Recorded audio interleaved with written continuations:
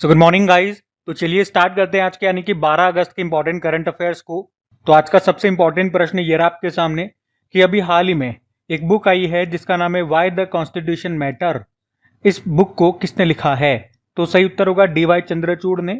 आपने ये नाम जरूर सुना होगा क्योंकि ये हमारे पूर्व चीफ जस्टिस ऑफ इंडिया रहे थे। 50वें नंबर के चीफ जस्टिस ऑफ इंडिया थे डी.वाई. चंद्रचूड़, और इन्होंने अभी अपनी एक बुक लॉन्च की है, उसका नाम है व्हाई द कॉन्स्टिट्यूशन मैटर। तो ये जो बुक है ये भारतीय संविधान के महत्व और भारतीय समाज के विभिन्न पहलुओं पर इसके प्रभाव का अन्वेषण करती है। और याद रखना इस बुक को किसने लिखा? डी.वाई. चंद्रचूड़ ने। अच्छा, जब ये बुक का नाम आप पढ़ रहे होंगे तो आपके दिमाग में कोई और बुक भी आ रही है क्या? एक बुक आपके दिमाग में आनी चाहिए, उसका नाम है व्हाई इंडिया मैटर। देखो, इस बुक का नाम क्या है? Why the constitution matter. और जो मैं आपसे पूछ रहा हूँ वो है व्हाई इंडिया मैटर। याद आ रहा है अब इस बुक को किसने लिखा था? हमारे जो वर्तमान में विदेश मंत्री है, फॉरेन मिनिस्टर सुब्रमण्यम जयशंकर जी की बुक है ये। ठीक है, तो इंपॉर्टेंट रहेगी, दोनों मिलती जुलती बुकें ध्यान में रखना। वैसे वर्तमान में हमारे चीफ जस्टिस ऑफ इंडिया कौन है? बी.आर. गवई 52 नंबर के हैं। अब बुक्स एंड ऑथर वाला प्रश्न है। चलो कुछ इंपॉर्टेंट बुक्स मैं आपको रिवाइज करवाता हूँ जो भी न्यूज़ में रही। तो एक बुक आई थी confessions of a Shakespeare addict, इसको लिखा वी.एस. रवि ने। 10 पैसे का पोस्ट कार्ड, इसको लिखा एस.एन. अहमद ने। Believer's dilemma Vajpayee and the Hindu right's path to power को लिखा अभिषेक चौधरी ने। Policing and crime trends in India को लिखा दिनेश कुमार गुप्ता ने। The rise of the hitman को लिखा आर कौशिक ने। MS. Swaminathan the man who fed India Priyambada Jayakumar ने लिखा, सिंगापुर से हैं। द कॉन्साइंस नेटवर्क को लिखा सुगाता श्रीनिवास राजू ने। The new world 21st century global order in India को लिखा राम माधव ने।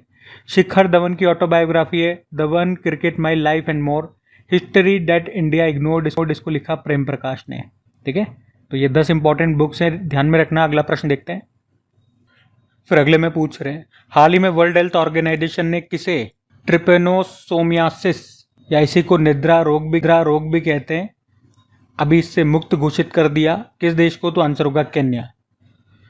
तो अभी याद रखना, वर्ल्ड हेल्थ ऑर्गेनाइजेशन ने ट्रिपेनोसोमियासिस यानी कि निद्रा रोग, स्लीपिंग सिकनेस से मुक्त घोषित कर दिया है, और इस प्रकार ये उपलब्धि हासिल करने वाला केन्या दुनिया का 10वां देश बन गया है।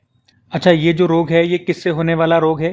प्रोटोजोआ से। प्रोटोजोआ जनित रोग है, परजीवी से होने वाला ये रोग है, और उस प्रोटोजोआ का नाम क्या है? ट्रिपेनोसोमा ब्रुसेई। तो प्रोटोजोआ ये तो रोग कारक हो गया, पैथोजन हो गया, लेकिन इसका वेक्टर कौन है? रोग वाहक कौन है? तो आंसर होगा सीसी फ्लाई। इसी के काटने से ये रोग होता है, क्योंकि जब ये सीसी फ्लाई काटती है, अगर वो संक्रमित है, उसमें ये परजीवी है, तो उसके काटने से ये प्रोटोजोआ इंसान के शरीर में चल जाएगा और ये रोग हो जाता है। क्या होता है इसमें बुखार होता है, सर दर्द होता है, जोड़ों में मांसपेशियों में दर्द होता है, नींद में गड़बड़ी होने लगती है।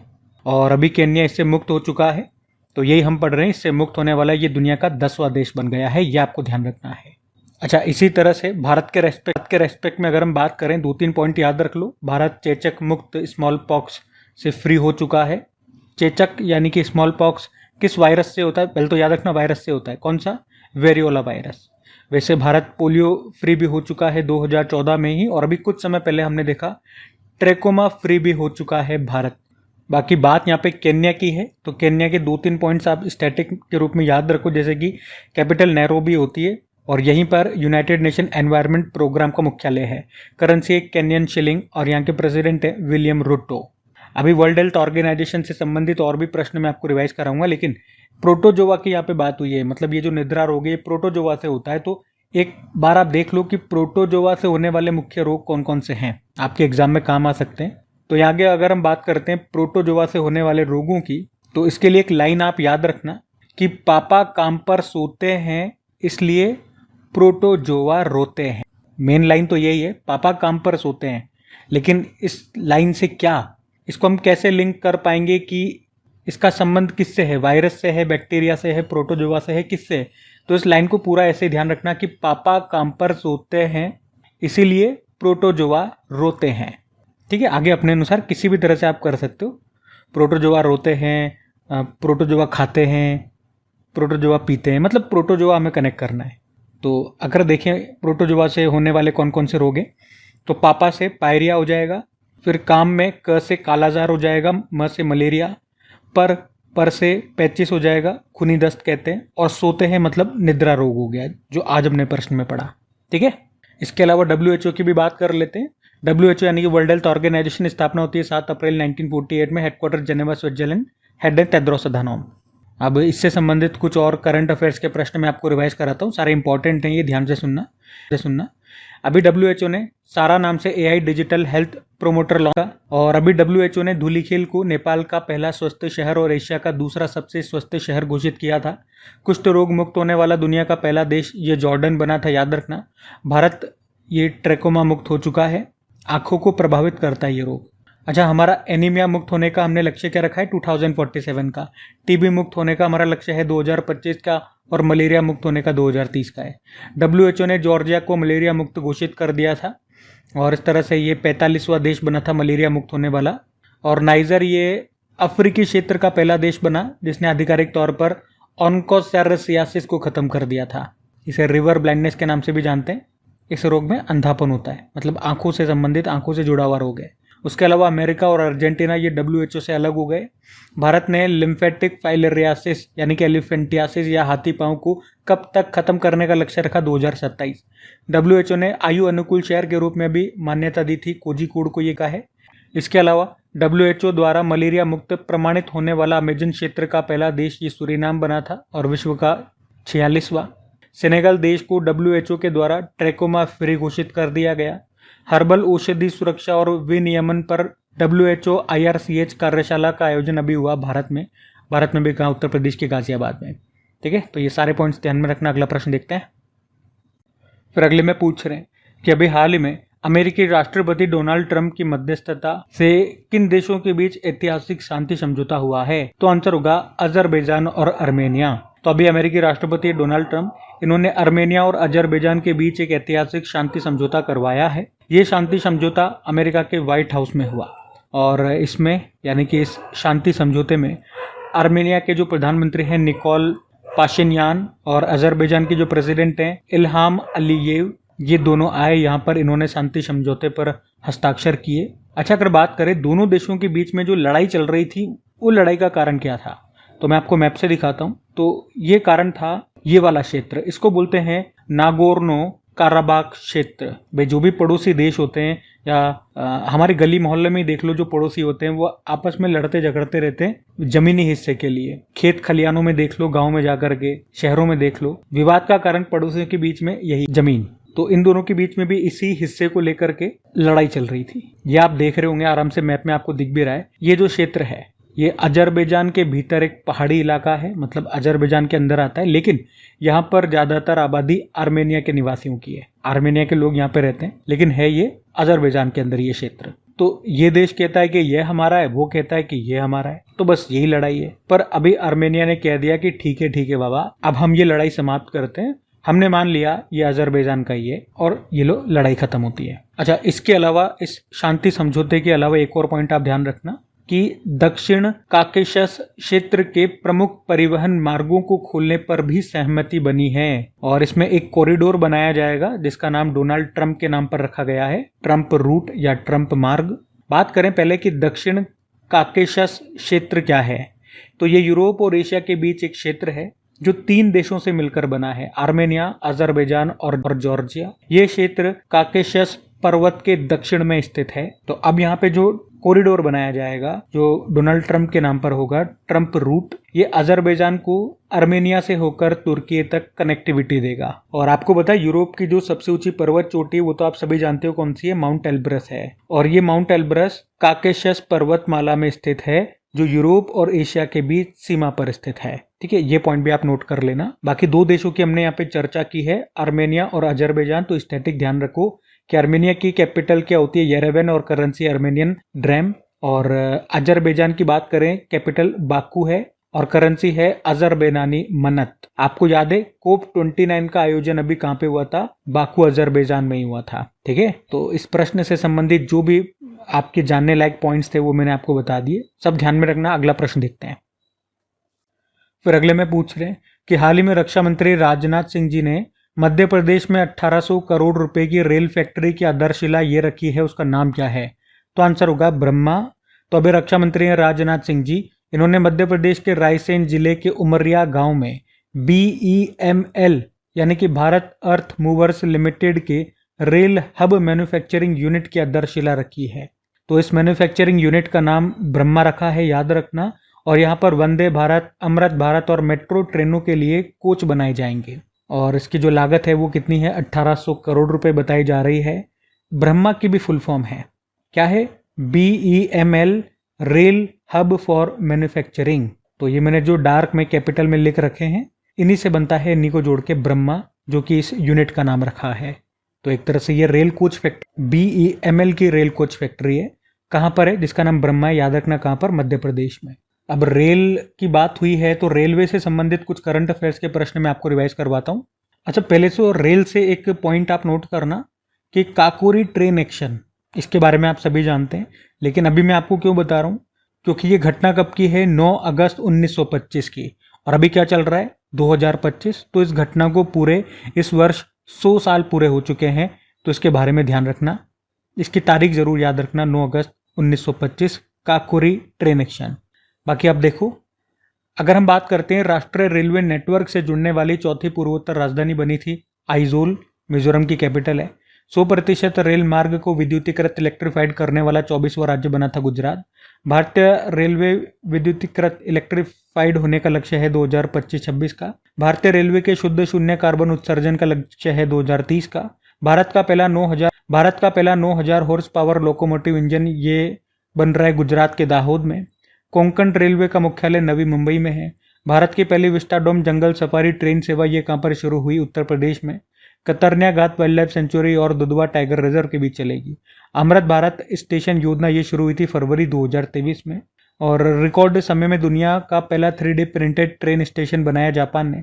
मारुति सुजुकी ने भारत की सबसे बड़ी इन प्लांट रेलवे साइडिंग ये कहाँ पर खोली, इसका जो मानेसर प्लांट है हरियाणा में, वहाँ पे। और मेडोरा डीजल लोकोमोटिव प्लांट ये बिहार के सारण जिले में मिलेगा। न्यूज़ में है क्योंकि पहली बार यहाँ पे जो भी इंजन बनेंगे उसको हम विदेश में निर्यात करेंगे, एक्सपोर्ट करेंगे। और किस देश में, गिनी देश में। और गोमती नगर रेलवे स्टेशन जो उत्तर प्रदेश में है, ये राज्य का पहला निजी रेलवे स्टेशन बन गया है। इसके अलावा भारतीय रेलवे ने एशिया की सबसे लंबी मालगाड़ी का भी सफल परीक्षण किया था, उसका नाम याद रखना, रुद्रस्त उसका नाम है, और लंबाई है 4.5 किलोमीटर। और अभी अच्छा, ये पॉइंट भी यहाँ पे याद रखना कि दुनिया का सबसे लंबा प्लेटफॉर्म हमारा ये कौन सा है, कर्नाटक का हुबली रेलवे स्टेशन, जिसे अभी श्री सिद्ध रुदा स्वामी जी के नाम से जानते हैं। 1507 मीटर इसकी लंबाई है। ये प्रश्न भी मैंने इसी के साथ यहाँ पे लिख दिया, क्योंकि ये जब प्रश्न हमने करंट अफेयर्स में पढ़ा था, मैंने आपसे ये प्रश्न पूछा था, बहुत कम स्टूडेंट्स ने इसका उत्तर दिया था, तो मुझे लगा मैं लिख देता हूँ, साथ के साथ रिविजन हो जाएगा। ठीक है, अश्विनी वैष्णव हमारे रेल मंत्री हैं ही सही। अगला प्रश्न की ओर बढ़ते हैं। फिर अगले में पूछ रहे हैं कि अभी हाल ही में भारत के पहले अत्याधुनिक पशु स्टेम सेल बायो बैंक और प्रयोगशाला का उद्घाटन ये कहाँ पर किया गया, तो आंसर होगा हैदराबाद। तो अभी हमारे जो केंद्रीय मंत्री हैं डॉक्टर जितेंद्र सिंह, अभी उन्होंने हैदराबाद में भारत के पहले पशु स्टेम सेल बायो बैंक और प्रयोगशाला का उद्घाटन किया है। कहाँ पर, हैदराबाद में। हैदराबाद में जो राष्ट्रीय पशु प्रौद्योगिकी संस्थान है वहां पर।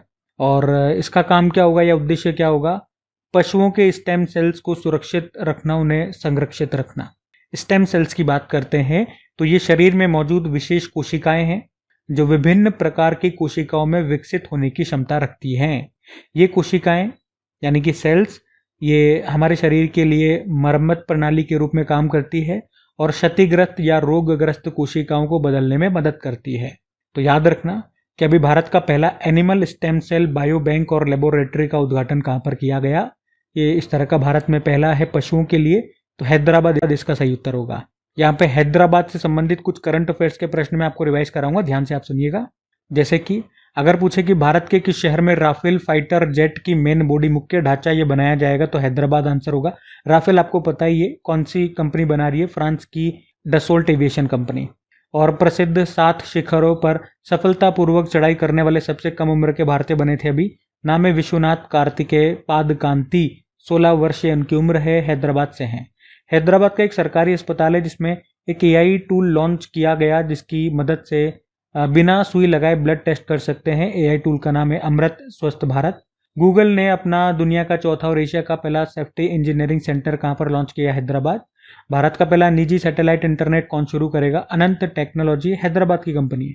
भारत का पहला ट्रांसजेंडर अस्पताल ये कहाँ पर खोला गया? हैदराबाद। भारत की पहली फीफा टैलेंट अकेडमी कहाँ पर शुरू हुई? हैदराबाद में, हैदराबाद के गाचीबोवली स्टेडियम में। तो इन सब कारण से हैदराबाद न्यूज में था, ध्यान में रखना। अगला प्रश्न देखते हैं। फिर अगले में पूछ रहे हैं, हाल ही में इफ्को, अमूल, नाबार्ड सहित 8 प्रमुख संगठनों ने किस नाम से एक टैक्सी सेवा शुरू करने की घोषणा की? तो आंसर होगा भारत। तो अभी 8 प्रमुख सहकारी संगठनों ने एक नई टैक्सी सेवा को शुरू करने की घोषणा की है। ये टैक्सी सर्विस अभी जो वर्तमान में जैसे ओला चलती है, उबर चलती है, इस तरह की मौजूदा कैब सर्विसेज को टक्कर देगी। ये सर्विस पूरी तरह से सहकारी समितियों के द्वारा संचालित होगी। उद्देश्य क्या है ऐसा करने का? ड्राइवरों को बेहतर रिटर्न सुनिश्चित कराना और यात्रियों को सस्ती और सुरक्षित और गुणवत्तापूर्ण सेवाएं प्रदान करना।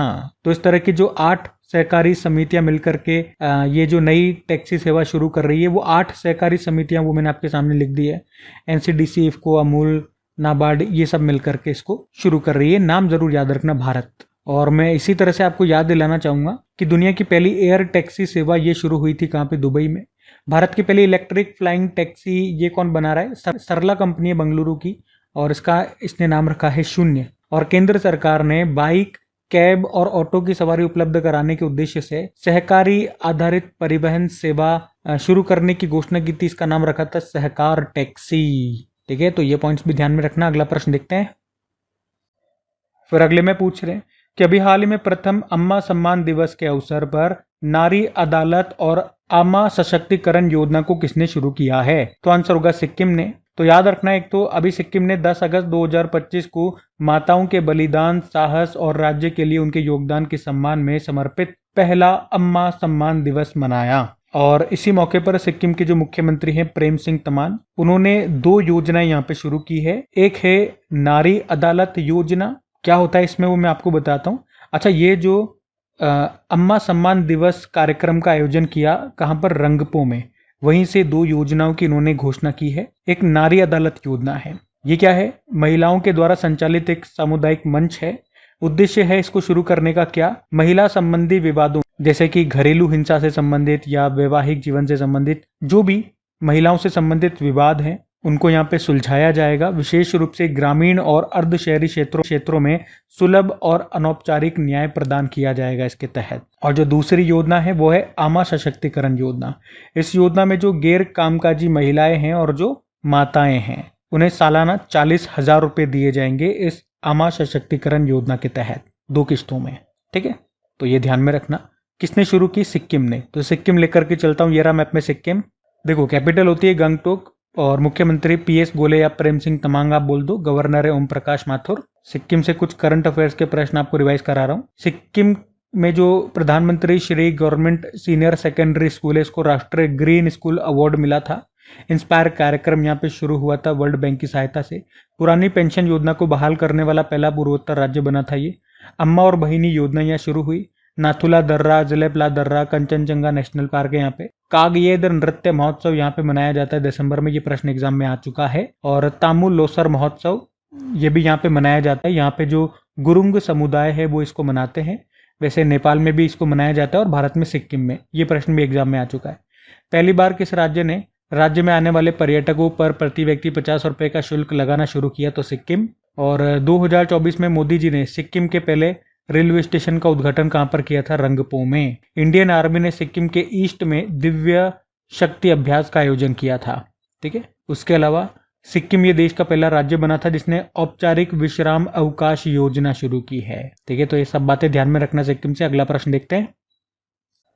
फिर अगले में पूछ रहे हैं, हाल ही में सीमा पार से मादक पदार्थों की तस्करी पर अंकुश लगाने के लिए बाज अख नाम से एक ड्रोन रोधी प्रणाली को किसने तैनात किया है? तो आंसर होगा पंजाब। तो अभी सीमा पार से नशीले पदार्थों पर रोक लगाने के लिए पंजाब ने अपने सीमावर्ती जिले जिसका नाम है तरन तारन, इस जिले से बाज अख नाम से एक एंटी ड्रोन सिस्टम को लॉन्च किया है। तो आप कह सकते हो ये जो सिस्टम है, मतलब ये जो एंटी ड्रोन सिस्टम है, ये सीमा पार से यानी कि पाकिस्तान से नशीले पदार्थों की आपूर्ति पर रोक लगाएगा। कैसे? तो ये जो हमारा एंटी ड्रोन सिस्टम होगा जिसका नाम इन्होंने रखा है बाज अख, ये उन सीमा पार से आने वाले ड्रोन्स को जो कि मादक पदार्थ लेकर के आ रहे हैं उनको हमारी सीमा में आते ही नष्ट कर देगा। और इसे पंजाब सरकार ने बॉर्डर सिक्योरिटी फोर्स के साथ मिलकर के शुरू किया है, क्योंकि बीएसएफ आपको पता होगा बॉर्डर सिक्योरिटी फोर्स, ये भारत पाकिस्तान और भारत बांग्लादेश सीमा पर हमारी रक्षा करते हैं। अब ये शुरू किया पंजाब ने, तो पंजाब लेकर के चलता हूं आपको, ये रहा मैप में पंजाब। कैपिटल चंडीगढ़ हो गई है, मुख्यमंत्री भगवंत मान और गवर्नर कौन है, गुलाब चंद कटारिया।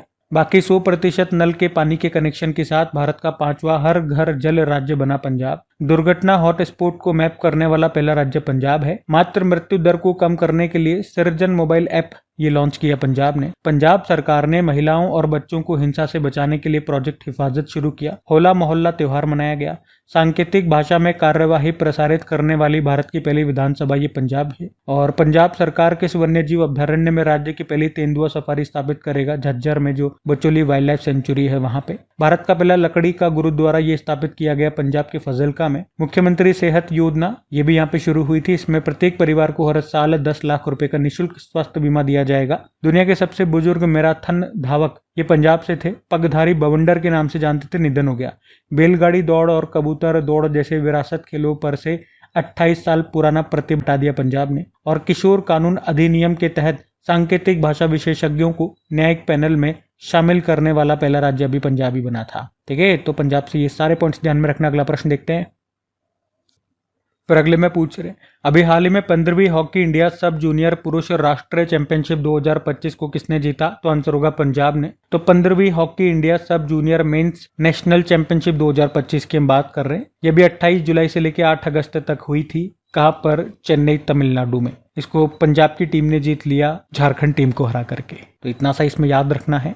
बाकी हॉकी से संबंधित कुछ प्रश्न मैं आपको रिवाइज कराता हूँ। देखो ये इसी साल ये सब हमने प्रश्न में करंट अफेयर्स में पढ़े हैं, ध्यान से सुनना। अगर पूछे FIH जूनियर पुरुष हॉकी वर्ल्ड कप 2025 ये इस साल होगा 14वां संस्करण, कहाँ पे, भारत में होगा, तमिलनाडु में। और उसी तरह से इस साल जो मेंस एशिया हॉकी कप 12वां संस्करण होगा, भारत में होगा, राजगीर बिहार में। 2026 में जो FIH men's hockey world cup है ये होगा बेल्जियम नीदरलैंड में। वंदना कटारिया हमारी हॉकी प्लेयर है, संन्यास ले लिया। और महिला एशिया हॉकी कप टूर्नामेंट 2025 ये इसी साल 11वां संस्करण होगा, चाइना के हांगजाओ में। IIHF women's Asia cup 2025 UAE में होगा और इसमें गोल्ड जीता फिलीपींस ने। भारत तीसरे स्थान पर रहा, ब्रोंज जीता। हॉकी इंडिया मास्टर्स कप 2025 का पहला संस्करण ये हुआ चेन्नई में। इसमें पुरुष वर्ग को जीता था तमिलनाडु ने और महिला वर्ग उड़ीसा ने। ललित उपाध्याय हमारे हॉकी प्लेयर थे, संन्यास ले लिया। हॉकी इंडिया ने तमिलनाडु के महाबलीपुरम में अपनी 15वीं कांग्रेस यानी कि बैठक का आयोजन किया था। पैन अमेरिका हॉकी कप ये उरुग्वे में हुआ था। मेंस टीम और वुमेन्स टीम दोनों में अर्जेंटीना विजेता रहा और उप विजेता अमेरिका रहा था। ठीक है, तो ये लेटेस्ट हॉकी से संबंधित करंट अफेयर्स मैंने आपको रिवाइज कराया। कुछ और स्टैटिक देखो, जैसे कि इंटरनेशनल हॉकी फेडरेशन स्थापना होती है 1924 में, हेडक्वार्टर लुज़ेन स्विट्जरलैंड, हेड है मोहम्मद तैयब इकराम। और 1928 में भारत इसका सदस्य बनने वाला पहला एशियाई देश बना था। हॉकी इंडिया की स्थापना 2009 में नई दिल्ली में, मुख्यालय अध्यक्ष Dilip Tirkey. Asian hockey federation का मुख्यालय कुआलालंपुर मलेशिया में है। बाकी Azlan Shah cup, Aga Khan cup, Dhyan Chand cup, Rangaswamy cup, Scindia cup, Ranjit Singh cup, Beighton cup, Indira cup, इन सबका संबंध है हॉकी से, तो ये सब ध्यान में रखना। अगला प्रश्न देखते हैं। फिर अगले में पूछ रहे अभी हाल ही में तमिलनाडु में आयोजित एशियन सर्फिंग चैंपियनशिप में ओपन पुरुष वर्ग में पदक जीतने वाले पहले भारतीय खिलाड़ी कौन बने, तो आंसर होगा रमेश बुदियाल। हम बात कर रहे हैं एशियन सर्फिंग चैंपियनशिप 2025 की, जो हुआ कहाँ पे, महाबलीपुरम तमिलनाडु में। और पहली बार इसका आयोजन ये भारत में हुआ। 2025 में इसका चौथा संस्करण था। और इन खेलों में पहली बार किसी भारतीय ने कोई पदक जीता है। किसने, रमेश बुदियाल ने। कौन सा पदक, ब्रोंज जीता। जबकि गोल्ड जीता है कनोवा हिजे ने, कोरिया से हैं, और सिल्वर पजार एरियाना ने इंडोनेशिया से हैं। और यहाँ पे ब्रोंज जीता रमेश बुदियाल ने। पहले भारतीय बन गए इस चैंपियनशिप में पदक पाने वाले। ठीक है, तो नाम ध्यान रखना। बाकी ये थी आज की हमारी करंट अफेयर्स की क्लास। कमेंट करके जरूर बताइएगा सेशन आपको कैसा लगा। अच्छा लगा तो प्लीज वीडियो को अपने दोस्तों के साथ में स्टडी ग्रुप में शेयर जरूर कीजिएगा। लाइक नहीं करा तो लाइक जरूर कर देना। बाकी डेली इनकी क्विज मिल जाती है आपको अपनी क्रिक एग्जाम एप्लीकेशन पे, तो प्रैक्टिस आप करते रहिए। डेली के 2-3 मिनट निकालिए और क्विज लगाते रहिए, ताकि एग्जाम में ये प्रश्न आप गलत न करके आ जाओ, भूलो नहीं। और PDF तो टेलीग्राम पे मिली जाती है। एप्लीकेशन और टेलीग्राम दोनों का लिंक डिस्क्रिप्शन बॉक्स में है। वैसे एप्लीकेशन को डायरेक्ट आप गूगल प्ले स्टोर से भी इंस्टॉल कर सकते हो। बाकी चलो अभी हम कल के करंट अफेयर्स का क्विक रिविजन कर लेते हैं और सेशन एंड करते हैं। तो कल आपसे पहला प्रश्न पूछा था कि इसरो ने किस देश की AST स्पेस मोबाइल के 6500 किलोग्राम वजनी ब्लू बर्ड संचार उपग्रह को लॉन्च करने की घोषणा की, तो आंसर होगा अमेरिका। फिर पूछा विश्व मौसम विज्ञान संगठन ने कहा 829 किलोमीटर के मेगा फ्लैश लाइटनिंग रिकॉर्ड को प्रमाणित किया अमेरिका। फिर पूछा संयुक्त राष्ट्र महिला के शी लीड्स सेकेंड कार्यक्रम का दूसरा संस्करण ये आयोजित हुआ नई दिल्ली में। विश्व शेर दिवस मनाया 10 अगस्त को, और 10 अगस्त को ही वर्ल्ड बायोफ्यूल डे भी मनाया था, विश्व जैव ईंधन दिवस। फिर पूछा किस राज्य के भालुकोना जमनी डीह ब्लॉक में निकल तांबा प्लेटिनम समूह तत्व के भंडार की अभी खोज हुई है, कहाँ पर है? छत्तीसगढ़। केरल व तमिलनाडु की संयुक्त गणना में कितने नीलगिरी तहर दर्ज किए गए? 2668। और अंतर्राष्ट्रीय समुद्र तल प्राधिकरण का ऐतिहासिक 30वां सत्र अभी आयोजित हुआ जमैका में। असम राइफल्स और भारतीय वायुसेना ने भूस्खलनों के कारण कटे हुए गांवों की सहायता के लिए कौन सा ऑपरेशन सहयोग ये कहां पर चलाया? तो आंसर होगा मणिपुर में। फिर पूछा न्यू इंडिया कोऑपरेटिव बैंक अभी इसका मर्जर हो गया किसमें? सारस्वत कोऑपरेटिव बैंक में। और आखिरी प्रश्न पूछा किस देश के कार्यवाहक राष्ट्रपति यू मिंट स्वे का अभी 74 वर्ष की आयु में निधन हो गया? तो म्यांमार आंसर होगा। चलिए कल का भी होमवर्क प्रश्न देखते हैं और सेशन एंड करते हैं। तो कल आपसे पूछा भारत का पहला ई वेस्ट रिसाइकलिंग पार्क ये कहाँ पर बनेगा? तो आंसर होगा दिल्ली। आप सभी ने प्रश्न का बिल्कुल सही उत्तर दिया। अब यह आज का आपका होमवर्क प्रश्न।